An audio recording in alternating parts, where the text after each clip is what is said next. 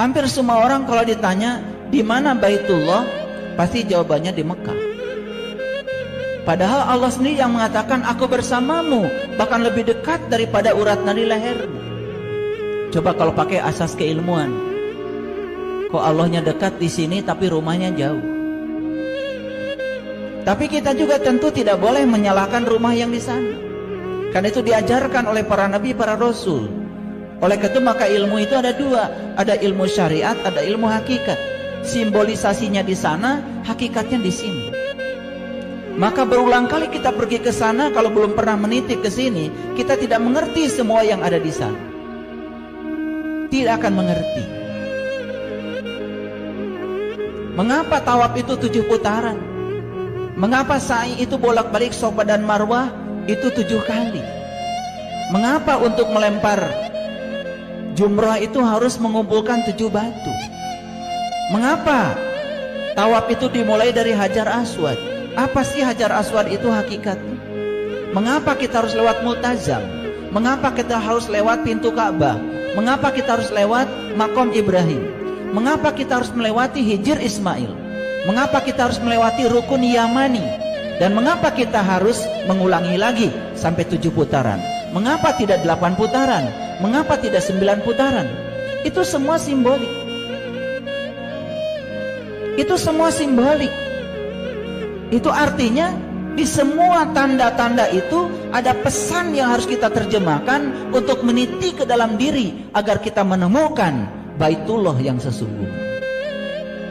Itu sebabnya belajar agama itu harus lengkap. Syariatnya harus dapat, thariqatnya harus dapat, hakikatnya harus dapat, ma'rifatnya harus dapat. Syariat, thariqat, hakikat, ma'rifat itu bukan tingkatan ilmu, bukan. Dan ma'rifat bukan ilmu yang tertinggi. Justru kata Rasulullah, ma'rifat itu awalnya ilmu. Maka Rasulullah bersabda, awaluddin ma'rifatullahi ta'ala wa rasulih.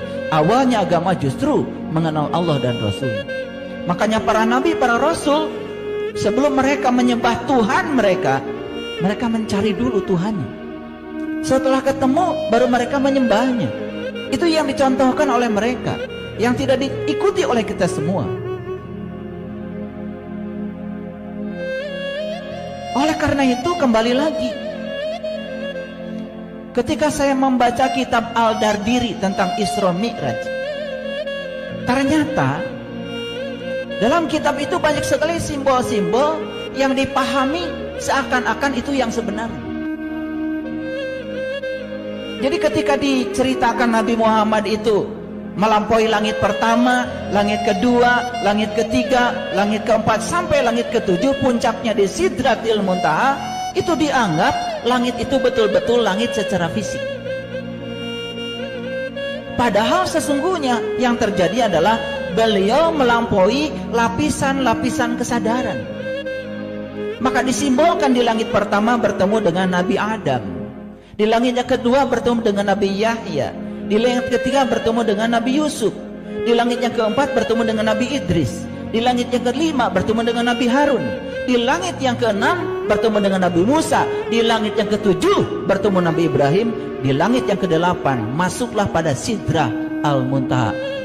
Sidrah Al-Muntaha, Sidrah itu artinya sadar, Al-Muntaha artinya puncak.